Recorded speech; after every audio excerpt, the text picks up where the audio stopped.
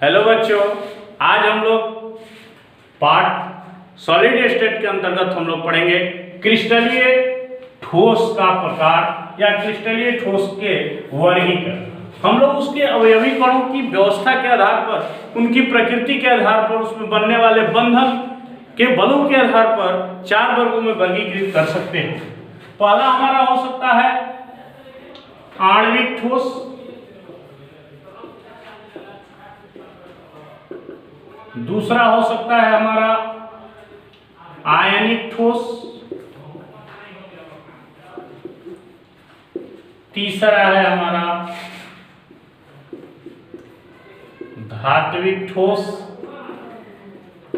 और चौथा पॉइंट हमारा है सहसंयोजक या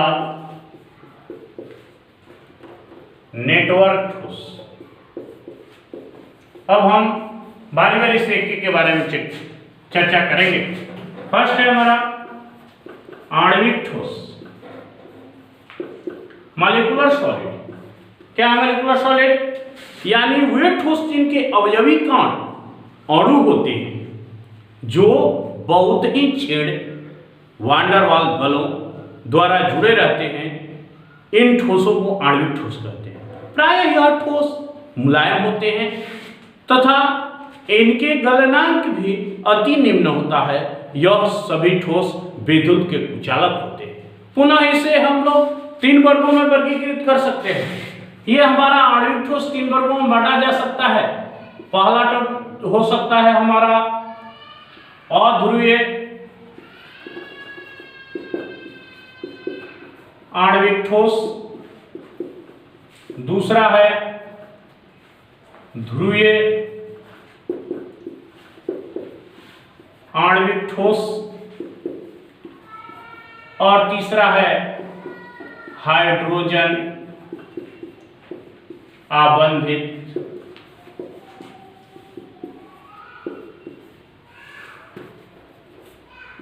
आणविक ठोस।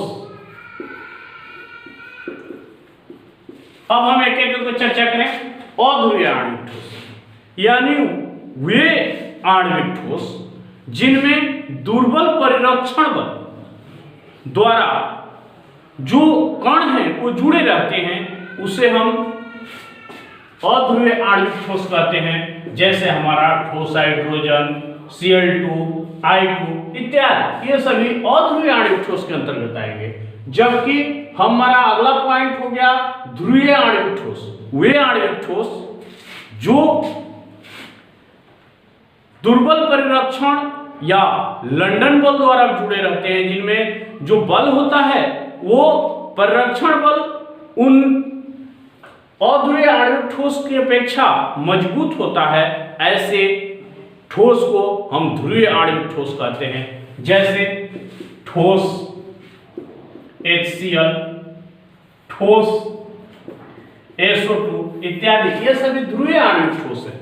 तीसरा हमारा हाइड्रोजन आबंधित आणविक ठोस, वे ठोस जिसमें हाइड्रोजन आबंध होता है। जैसा कि हम लोग कक्षा 11 से पढ़ चुके हैं कि हाइड्रोजन बंध केवल और केवल किनके साथ पाया जाता है?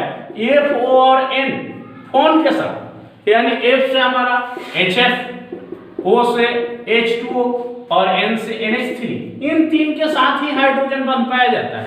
यानी वे आणविक ठोस जिसमें हाइड्रोजन बंध पाया जाता है, उन आणविक ठोसों को हाइड्रोजन आबंधित आणविक ठोस कहते हैं। जैसे ठोस HF, बर्फ और ठोस अमोनिया।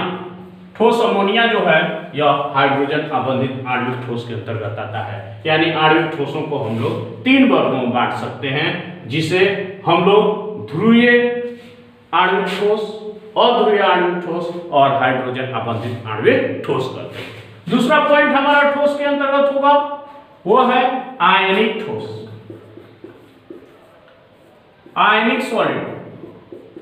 वे ठोस जिसमें अवयवी कण आयन होते हैं जो प्रबल वैद्युत संयोजक बंध अर्थात कूलाम बलों से बंधे होते हैं। इन ठोसों को हम आयनिक ठोस कहते हैं।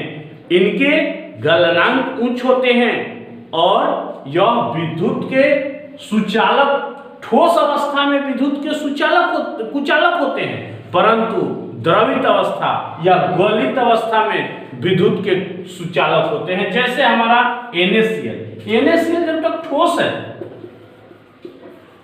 है तो यह कुचालक है, लेकिन यही जब द्रवित, जल में घोलकर द्रवित कर दिया जाए या किसी कारणवश ये गल जाए, गलित हो जाए, तो इसमें चूंकि यह धन एवं ऋण में विभक्त हो जाता है, धनायन और ऋणायन विभक्त हो जाता है, जिसके कारण यह विद्युत का सुचालक होता है और इनका गलनांक भी क्या होता है, उच्च होता है। यह ठोस अवस्था में विद्युत के कुचालक, परंतु द्रवित अवस्था में विद्युत के सुचालक होते हैं, जिसे हम आयनिक ठोस कहते हैं। तीसरा पॉइंट हमारा शुरू होगा वो धात्विक ठोस होगा। धात्विक ठोस क्या है? वे ठोस जिनमें उनके अवयवी कण धनायन, धात्विक अबंध। धात्विक अबंध का मतलब क्या हो? जो कोई पदार्थ है उसमें इलेक्ट्रॉन का मेघ है, बादल है, एवं धनायन जो नाभिक पर उपस्थित है उनके बीच, या धनायन जो उस क्लाउड के अंतर्गत है, उसमें जो बल लगते हैं इलेक्ट्रॉन, मेघ के इलेक्ट्रॉन और धनायन के बीच, इस बंध को हम लोग धात्विक बंध कहते हैं। और वे ठोस जिसमें धात्विक बंध पाया जाता है उन ठोसों को हम लोग धात्विक ठोस कहते हैं। जैसे जितने हमारे पीरियोडिक टेबल के ठोस हैं, जैसे हमारा Au, Ag, Al, ये सभी जो ठोस हैं ये धात्विक ठोस के अंतर्गत आते हैं। यह विद्युत के सुचालक होते हैं और इनके गलनांक उच्च होता है।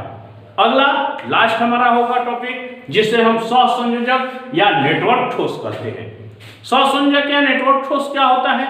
वह ठोस जिसमें अणु, परमाणु, अणु का निर्माण नहीं बल्कि परमाणु जो होते हैं सहसंयोजक बंधों से बंधे होते हैं, उन ठोसों को हम सहसंयोजक या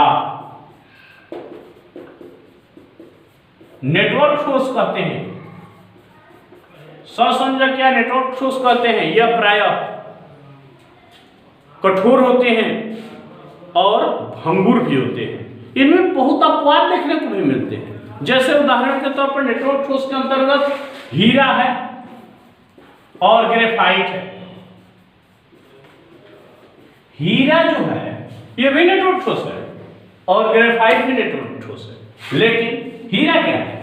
यह कठोर होता है, यह विद्युत के कुचालक होता है, इसका गलनांक बहुत उच्च होता है, परंतु दूसरी ओर जो ग्रेफाइट है यह भंगुर होता है, इसमें स्नेह का गुण पाया जाता है, यह विद्युत के सुचालक होता है। तो हम लोग कह सकते हैं इस सहसंयोजक ठोस में अपवाद भी देखने को मिलते हैं, परंतु वे ठोस जो सहसंयोजक बंधों से जुड़कर बने होते हैं, ऐसे ठोस को हम लोग सहसंयोजक ठोस कहते हैं। जैसे हीरा, ग्रेफाइट, सिलिकॉन कार्बाइड, ये सभी जो ठोस हैं वो सहसंयोजक ठोस के अंतर्गत आते हैं। अतः